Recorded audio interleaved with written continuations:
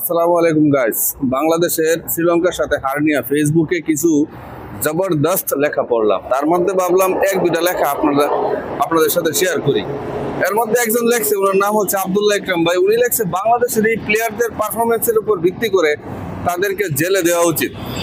কথাটা কিছু যুক্তি আছে, কারণ কেন যুক্তি আছে দেখেন। এই ক্রিকেট আমাদেরকে বারবার এরকম লজ্জা দিচ্ছে। তো যদি কিছুটা শাস্তি হোক, আমি বলছি না জেল দিয়ে শাস্তি দিতে হবে, প্লেয়ারদেরকে মানে জরিমানার আওতায় এনে শাস্তি দিতে হবে যে তোমরা যদি এরকম লজ্জা দাও তোমাদের এরকম জরিমানা। যেহেতু তারা জিতলে পুরস্কার পাচ্ছে, যেহেতু লজ্জা দিলে তাদের সুতরাং তাদের লজ্জা দিলে তাদেরকে কি সে জরিমানার আওতায় আনা উচিত। আরেকজন লিখছে বাতিজা তারেক, দেখছে ভাবছিলাম নিজের সন্তানকে ক্রিকেটার বানাবো, কিন্তু জনগণ যেভাবে গালি দেয় ক্রিকেটারদেরকে, সন্তানকে ক্রিকেটার বানানোর দরকার নাই। এর কথা একদম 100 সঠিক। কোন পিতা মাতা চায় তার সন্তানকে গালি খাওয়াতে?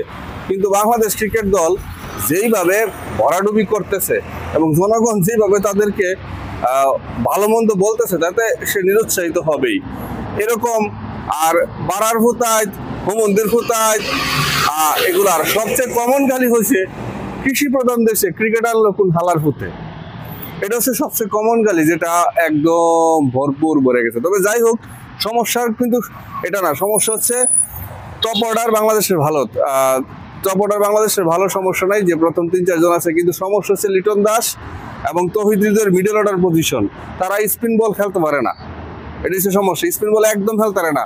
আপনি দেখেন, আর লিটন দাস করবো কি, আরে কদিন দিয়ে ওপেনিং, কদিন দিয়ে মাঝখানে, হ্যাঁ নিজে জানে না হ্যাঁ কোনখানে খেলবো, যার কারণে এটা একটা সমস্যা মনে করি। কিন্তু বরাবর সমস্যা, এই সমস্যাটা বাংলাদেশে আজকে নাই। দুবাইয়ের লগে খেলার দেন, দুবাইয়ের লগে খেলাটা হাইলাইটস দেখেন।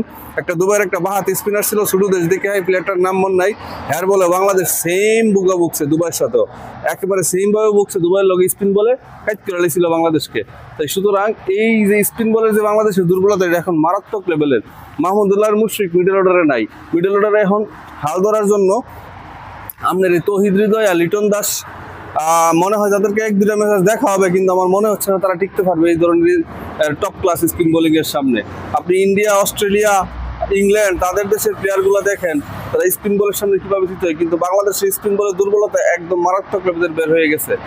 এই প্লেয়ারগুলোকে যদি স্পিন বলে খাপ খাওয়াইতে না পারে, তাহলে সামনে আরো অনেক সমস্যা। দর্শকরা যে মতামত দিচ্ছেন, এর মধ্যে নাম্বার 1 মতামত এটাই, কৃষি প্রধান দেশে ক্রিকেটার লোকুন হালার ফুতে। আর তারেকে বাতিজা তারেকের মতামতটা আমার খুব ভালো লাগছে। ভাবছিলাম নিজের ছেলেরা ক্রিকেট বানাবো, কিন্তু মাগনা নিজে হাওয়া গালি শুনামু কেন। যাই হোক, তবে স্বপ্ন দেখি ক্রিকেট টিম একদিন বদলাইবো।